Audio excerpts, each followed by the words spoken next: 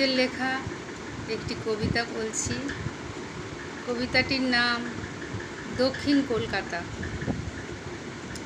দক্ষিণ কলকাতার মেয়ে আমি, উত্তর কলকাতার বউ। আদর করে দাদা আমায় নাম দিয়েছে মৌ। উত্তর ও দক্ষিণ দুটোই কলকাতা।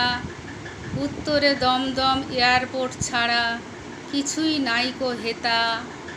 এখনো ভুলি নাই দক্ষিণ কলকাতার কত রকম মজা।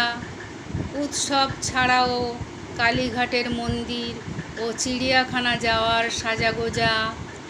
খুব দূরে নয় ভিক্টোরিয়া, তারামণ্ডল আর জাদুঘর।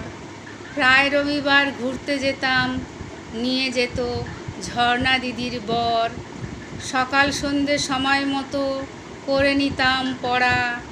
তারপরে যে দেখতাম বসে দুর্গা ঠাকুর গড়া।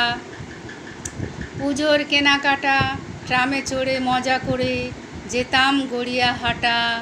টালিগঞ্জ, দেশপ্রিয় পার্ক, হাজরা কালীঘাট, প্রতিমা আলোকসজ্জায় জমে ওঠে উৎসবে। ভাবিনি কখনো এই দিনগুলি হারিয়ে যাবে। হোল নাইট ঠাকুর দেখার আনন্দ 20 বছরেরও বেশি হয়ে গেছে বন্ধ।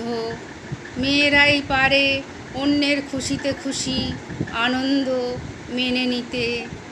সব কিছু দেয় আত্মবলিদান, তবুও পায় না তো উপযুক্ত সম্মান।